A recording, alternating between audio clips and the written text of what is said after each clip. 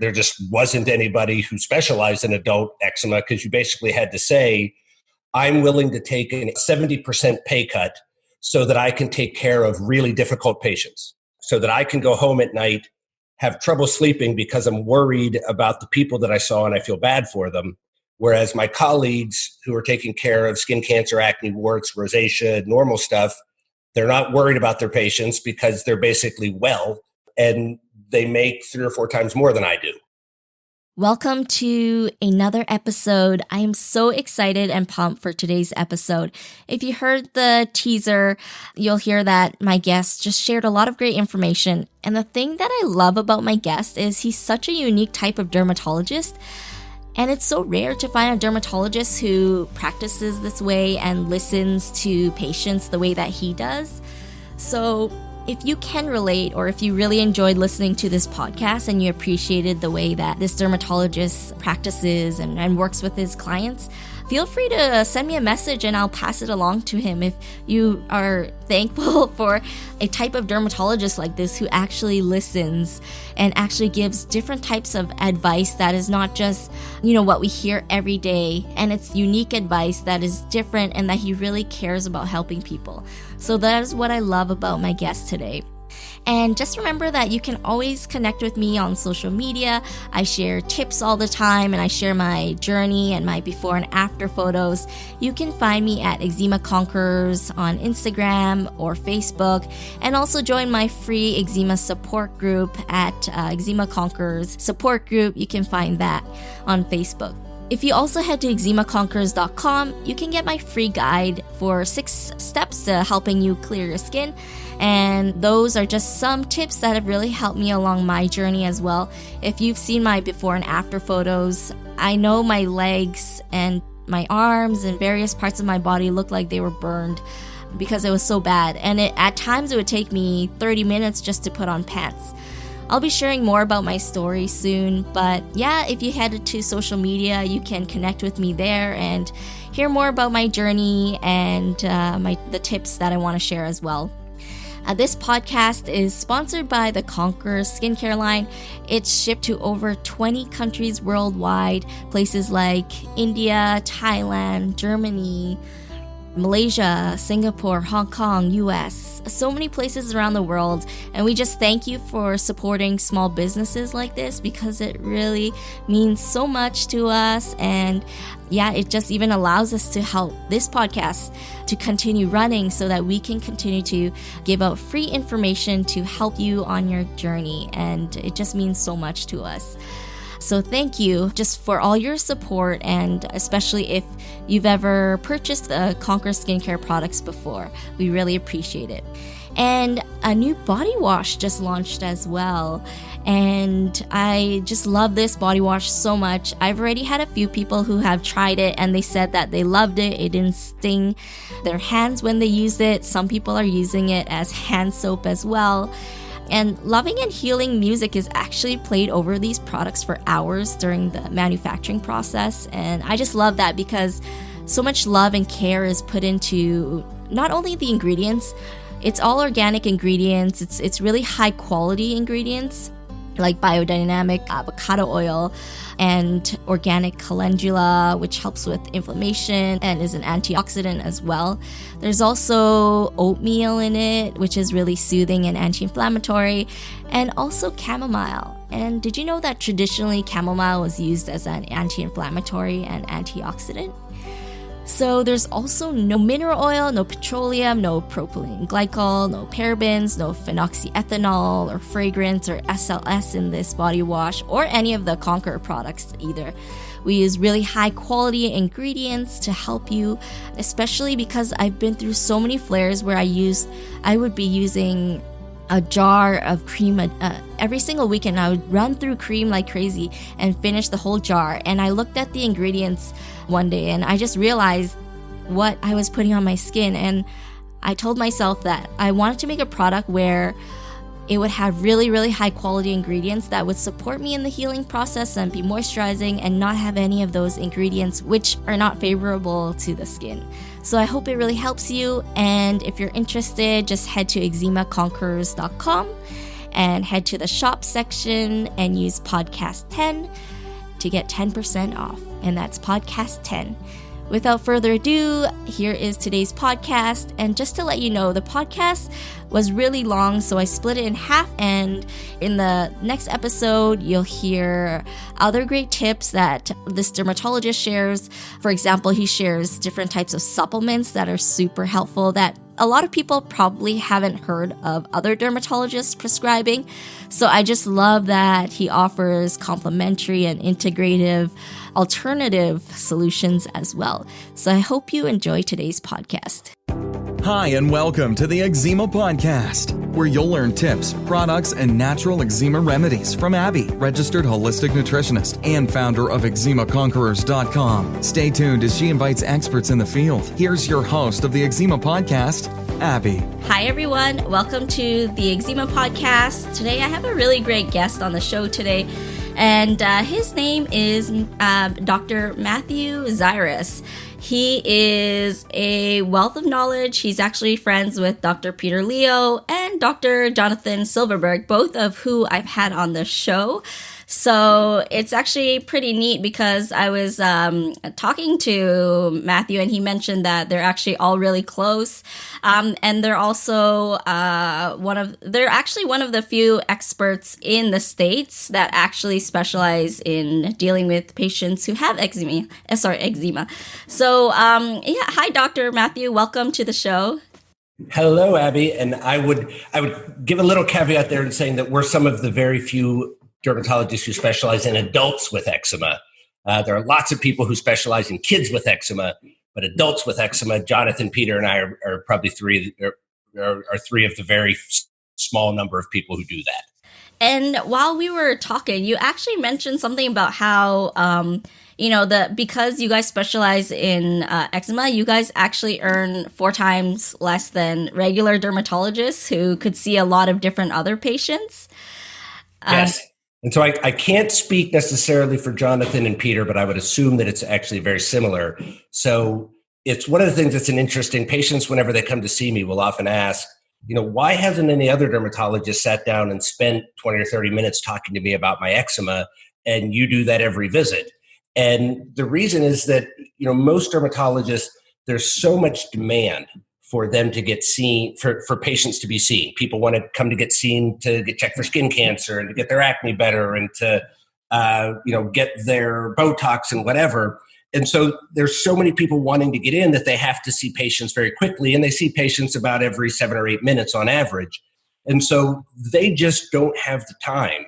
If they spent 20 or 30 minutes with every patient, then people would have to wait, a year to get in to see them, by which time their skin cancer could have killed them. And so a normal dermatologist sees patients a lot faster than us. And second, they do a lot more procedures. So as a dermatologist, the majority of what you make, the majority of what you earn is based on procedures. So treating skin cancers, treating pre-skin cancers, treating warts, doing surgical procedures.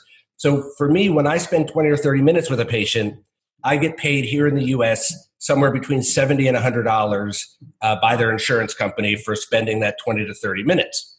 A normal dermatologist who is going to see 3 to 5 patients in those 30 minutes and is going in those 3 to 5 patients is probably going to do at least 2 or 3 biopsies and is going to freeze another 2 or 3 things that are all of this related to skin cancer. When I make the $70 to $100 in that 20 to 30 minutes, they're going to make about $400 or $500 in that 20 to 30 minutes. And so there's really a significant penalty to me for caring about people with eczema, right? So I make much less and I take care of patients that are much sicker. And so people who I go home at night and I'm worried about, oh my gosh, that poor lady, how does she live like that? I feel so bad for her. Or, oh my gosh, this person, I've tried this, and this, and none of it's worked. What am I going to do next? I don't know what to do. And I can't sleep at night because I'm thinking about these people. Whereas whenever I see what I would call regular dermatology patients, I know what they have. I know what to do about it. It's much easier. And so you have to really be passionate about eczema to make it something that you want to specialize in. And you were also mentioning to me that you even come up with like a plan, like a whole, 1 or 2 page plan for the patient, and then you. So it's one of the things that often I forget how different I am from normal dermatologists. So you'll often hear the term eczema action plan, and many dermatologists will have like a sheet that's pre-printed with a lot of instructions that they then check box. Okay, you're going to do this one, you're going to do that one. Here's these 3 moisturizers. You're going to use this one. You're going to put on this often. I cannot practice that way. So every patient is unique, and every patient is so unique that for me to have a sheet that listed all the different things I might tell them to do, and then I could check it off, it would be 50 pages long. And flipping through, okay, here on page 32, you're going to do this. Ignore from page 10 to 20. So instead, after I finish a visit with a patient, I say to them, okay, now, and at the start of the visit, I'll say, don't write anything down. Just focus on talking to me, listening to me, telling me what you need to tell me, answering my questions, because I'm going to write everything down for you at the end. And then at the end of the visit, once I've, really negotiated a plan with them, because I'm a believer that it's always a negotiation, right? If I could just tell people what to do and they would do it, I would tell everybody, okay, move to Fiji and live on the beach and, just sit there and don't touch anything, right? And their eczema would do great, but people can't do that, right? So there's here's what I think, and then it's, well, maybe they've tried that before. Maybe they've tried stuff similar to it. Maybe what I'm thinking they should do just isn't doable because of their work and their family, whatever. So it's a negotiation. But once that's all done and I've got a plan in my mind of what we're going to do, next thing I say is, okay, so now I'm going to summarize exactly what's going on and what I want you to do. Right, my phone has Dragon, which is a transcription thing that you speak, and in real time, it is transcribing it into text. So I sit there in front of the patient, turn Dragon on my phone, and start to dictate. So it would go something like, okay, so you have eczema, and eczema is caused by when your immune system overreacts against the environment and blah, blah, blah, blah, blah. And then once I get through here's what you got, here's what's going on, there's going to be, here, okay, new paragraph. I recommend that you do the following. Numeral 1, period. You are going to get a moisturizer called blah, and here's how you're going to use it, when you're going to use it, how frequently. Numeral 2, I am going to prescribe a medication called blah. Here's what you were going to do with that. And so and they can interrupt me while I'm dictating. What did you mean by, I thought you said it was going to be, stop the dictation, blah, blah, blah, okay, now. And then as soon as I'm done with the dictation, copy, paste it into their chart, and my medical assistant prints it off for them. And so they walk out of my office with a completely individualized, completely unique, here's what so if you were a patient, here's Abby Ty's unique, only plan like this in the entire world for her eczema. Now, I kind of hesitate to tell people that that's what I do, because if I was a patient, I'd be like, that's what I want. And you can only see so many patients. But so that's what I do with all of my patients. I've actually never heard of that before. That's so smart to do the transcription thing. So what gave you the idea to do that? So that's sort of a long answer. And let me take you kind of back to how I got into doing eczema, because that's where the answer starts. So when I was a resident in dermatology, 6 months into being a resident, I realized that I knew as much about treating eczema as the absolute top experts in the world. And right, it was Dove's, avoid wearing wool, don't get too hot, don't take hot showers, use Dove bar soap, use a moisturizer, use a bland emollient, and here's a jar of triamcinolone ointment to put on twice a day for 2 weeks on and take 1 week off. And here's some hydroxyzine to help with the itch and to help you sleep at night. And then what I learned at the same time was I also, as I was walking out of that room with my supervising physician, I wanted to poke my head back in the door and say, oh, by the way, none of this is going to work. Thanks, bye. Right? Because it didn't, right? That was the same thing every other dermatologist they had seen for the last 20 years of their life had told them the exact same stuff. It had never worked. They told us it didn't work, and then we told them to keep doing the same stuff, right? And so then the next thing we would talk about using systemic steroids and systemic immunosuppressants like methotrexate or cyclosporin, these medications that just suppress your immune system in general, and they work okay. They are certainly much more effective than the normal creams and topicals, but they still didn't work all that good either. And so I'm somebody who likes to figure stuff out. So being a naive resident in dermatology and not knowing anything, I was like, I bet I can figure out how to help these people. I bet I can come up with what is really driving their eczema. And so I got into doing patch testing, which is testing, looking for, are there specific ingredients that somebody's immune system has started to react against, right? So you can start to have a problem with the preservative in your moisturizer, with the emulsifiers in the moisturizer you've used for 20 years. You could suddenly become allergic to it. So my first thought as a resident was maybe we're missing a lot of these allergies and they've started to have problems from their soaps and their moisturizers and their creams. So I'm going to start doing this patch testing. And that became one of the primary things that I do as a dermatologist. And now one of the things that I learned was that about 2 out of 3 patients, the patch testing doesn't help. But about one out of 3 patients that I patch tested actually makes a big difference. But so I still left with 2 out of 3 that I had to figure out what to do. But the 1 out of 3, what I quickly learned was my job is completely being a patient educator. So once I find out, and again, I'll just use you as an example. Okay, Abby Ty is allergic to formaldehyde and cocamidopropylbetaine and fragrance. And now if I can teach you how to avoid those things, you will be cured and your life will be completely better and you will worship me for the rest of your forever. And if I can't teach you how to effectively avoid those things, nothing's going to get you better ever. And so more than any other specialty in medicine, not just in dermatology, but medicine, the only treatment that I have available to me is patient education. And so I then got interested in how do you educate patients and in a very practical way. So and what I mean, there's one way of education that is sort of the same information for every patient, and you just have to find the best, most efficient way to get it to people. So that might be diet for people with heart disease, or so lifestyle modifications, educating people about their kidney disease or whatever. The problem with what I do as a patch tester is, again, it's unique to every patient. So there are about 80 common things that people can become allergic to. So, and if we say the average person is allergic to 3 of them, right? That means there's basically 80 to the third power different combinations, which is some massive, tens of hundreds of thousands of different combinations that are all unique. So there's no like, oh, I can have a handout that I'll give to people, because everybody's totally different. So it became, how do you do this?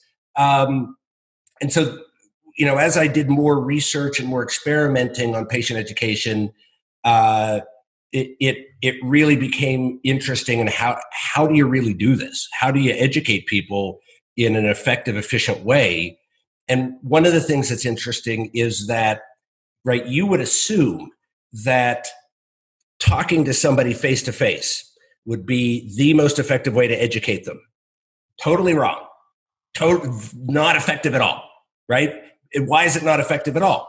Because the person that I'm talking to, where it's a very one-directional, I'm the doctor, I know everything, you're the patient, you don't know anything, listen to me, right? The patient is more thinking, as I'm saying things, I've tried that already, it didn't work for me, but I don't want to interrupt them. He just said to do that, should I do this too? Like, did he mean this? But they're afraid to interrupt me. So they're not even really listening. They're more having this debate in their head, debate with me, but they're just having their side of it, not mine. So they don't really remember anything. One of the first things I learned was that if I have a patient watch a video of me educating them about some chemical they're allergic to, they retain it much better than if I had the exact same discussion face to face. They don't remember it. If I have them watch a video of me saying the same thing, they remember it much better. That's so right? hilarious. Another thing. And What's that? I think you're saying what every patient is thinking about, that like there's a meme out there where like, patients feel more educated by Google than their doctors, because like you mentioned, you're the first to mention that like every dermatologist tells people to moisturize, not to take really, really hot showers. And like every patient has tried that and it hasn't worked. So I'm just so thankful that you're speaking what patients are wanting to hear. Oh, and it's part of what makes it fun for me, because I actually like to say to patients, how many people have told you not to get hot showers? Oh, I think every dermatologist. Did you try it? Yeah. Did it help? No. Do you get hot showers now? Yes. Right. And it's like, and they're like, and are you going to tell me not to get hot showers? Say, no, I'm going to tell you, get the hottest showers that you want. If it feels good, great. One of the things I love to do with dermatologists, right, is ask them, well, why shouldn't people get hot showers? And their answer is, well, that's what my professors told me to tell people in residency.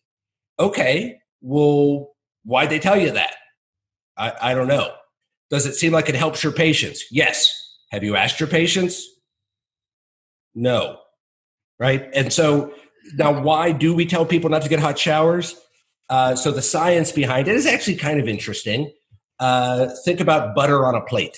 Okay, so if you're washing dishes tonight and you got a plate that has butter on it, use the harshest soap that you want and try and wash that butter off in cold water. You can't, right? On the other hand, turn the water to really hot. You don't even need any soap. The butter just melts and runs away. The natural lipids in your skin, the natural protective oils, are very similar to butter. So the hotter the water is, the easier it is to remove the oils from your skin. But if you're using a pretty mild soap and you're using some moisturizer afterwards, not that big of a deal, right? The hot shower is, I've never had a patient in 20 years who's like, oh, I have bad eczema. And I was like, don't take hot showers. And then they came back 2 months later and was like, son of a gun, I stopped taking hot showers and I'm better. No, I've never had a single patient tell me it helped at all, right? So, yeah. All right, so sorry, I digressed. But so that got me interested in patient education. So first thing that I learned was that face-to-face education isn't that great. So then you would think, okay, well, giving them written information, that's real the key is. No, written information, totally worthless. Been shown over and over again. Written information does not improve recall, does not improve sort of compliance. Most of the time, they don't even read it, right? They lose it. However, what a piece of paper does is it reduces anxiety. So people, if you tell them what to do, they are really nervous because they're going to forget it, and they are going to forget some of it.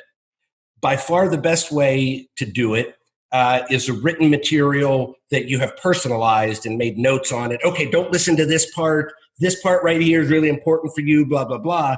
And as I was doing that over the years, it occurred to me, why am I writing on this stuff? It'd be quicker for me to just summarize what I'm thinking and what I want them to do. And then if I do that, I can just copy and paste it into their chart, and we don't have to make another note about what we told them to do, because everything I told them is literally in there already.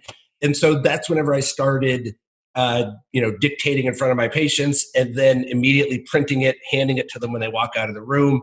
And that has actually made a pretty big difference for me in terms of outcomes, because like I said, I also believe in negotiating it with patients. So I try to make it really clear.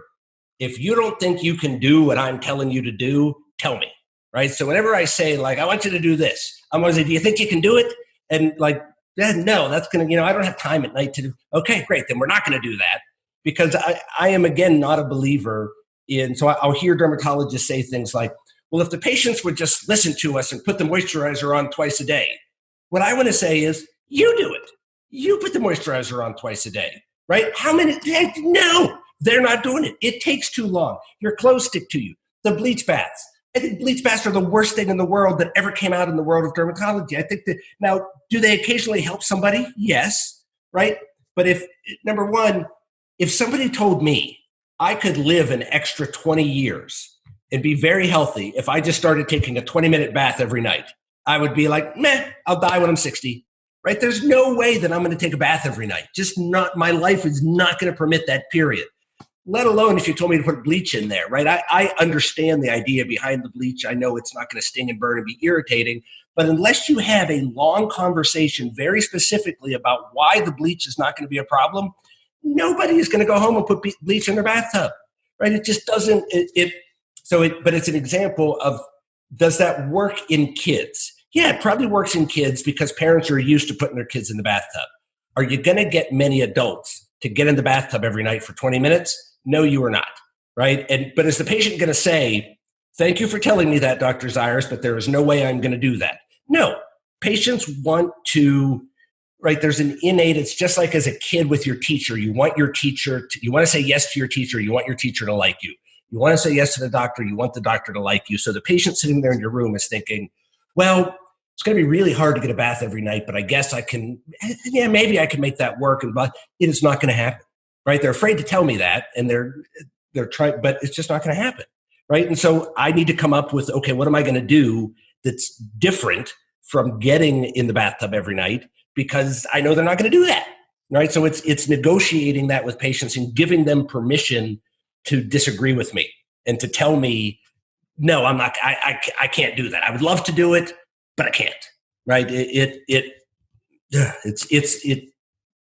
often, for a long time, it frustrated me that other dermatologists didn't practice the way that I do. But I've eventually realized it's just there are so many people who need to see a dermatologist. Other dermatologists just can't. If they did, like I said, people would wait 3 years to see a dermatologist. That's so hilarious, like the way you put it, and I just love like your analogy and like everything that you said. And sorry, yeah, I just love everything that you said, and it's I think you just spoke what's on every patient's mind. That usually the dermatologist is like so kind of like in an authoritarian way where it's like, just listen to me, but like patients, like you mentioned, just want to be listened to, like just want to be heard. And so I think it's really rare to find like a dermatologist like you where you'll actually, listen to the patient, find what works for them. And like, I'm so glad that you actually take that time to listen to them and not just throw things at them and tell them to do it. It's absolutely what it takes. But we talked a little bit before we started about, how did I end up I talked about it, why I started doing eczema. I'm going to tell a story that I have never told in public before, which is why I became a dermatologist. I became a dermatologist. So I went to medical school thinking I was going to become a primary care doctor, that's what I wanted to do. Second year of medical school, we were having a lecture from a kidney specialist, and he talked about some very rare kidney problem where people would come in and they would say that whenever they peed, the urine was a funny color. And that happens all the time. It usually just means somebody's got a little bit of a urinary tract infection. You give them some antibiotics and they're fine. And he said, but if you ever have somebody with this disease, they'll come in, and because you didn't think about them individually as a patient and just said, well, the last 5,000 people I've had with this complaint all had this and it worked, I'm going to do that in them. Well, when you see this patient with this rare disease, by the time they come back in 2 weeks, their kidneys will be completely dead and they'll be on dialysis for the rest of their life, and it'll be your fault.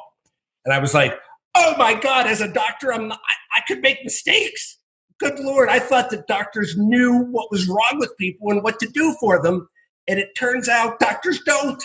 It is at best an educated guess, sometimes more educated than not. And I'm like, oh my God, I can't make educated guesses. Like, I don't want to be a doctor. Good Lord, I don't want to hurt people.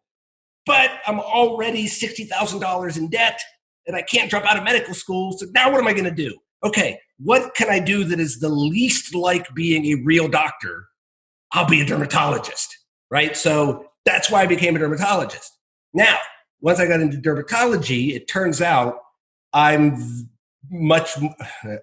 is going to sound bad, and it's not what I mean, but I function more like a real doctor than most dermatologists because I'm dealing with medications that have lots of toxicity, the same medications that an immunologist would use, and dealing with really sick people. So it's kind of a cruel joke on me that I decided to go into dermatology because I was worried that I didn't want to have to take care of sick people.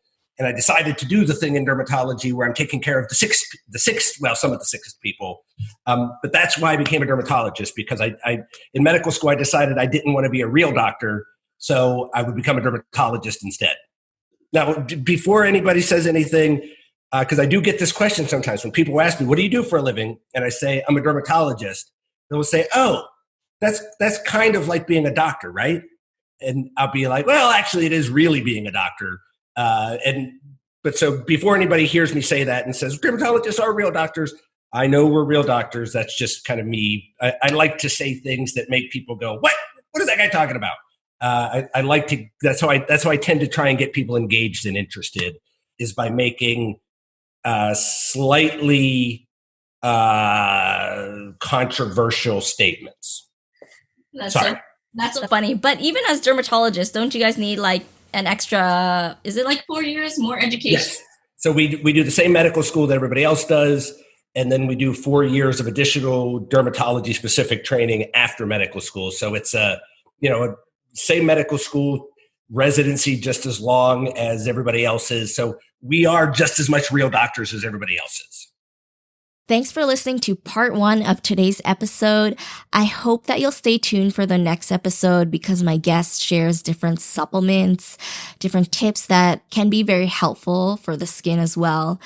And if you love today's episode, or you just want to pass on a message to the dermatologist, feel free to message me. I can always pass on a message to him, or even if you have questions, things like that. And I hope to see you in the next episode. And feel free to connect with me on social media as well. I am at Eczema Conquerors on Instagram and Facebook and YouTube. And I just can't wait to have you hear the next episode, and also the next few episodes that we have lined up for you as well. Other episodes that are coming down the pipeline are things like how dental issues could possibly affect your skin. Also tips for parents who have kids with eczema. And I'll also be sharing my story of healing and also going through really traumatic experiences with eczema. So thank you again for listening, and hope to see you soon. Thanks for listening to the Eczema Podcast, and stay tuned for our next episode. If you like what you just heard, we hope you'll pass it along to your friends. Visit eczemaconquerors.com for more articles and tips. Thanks for listening.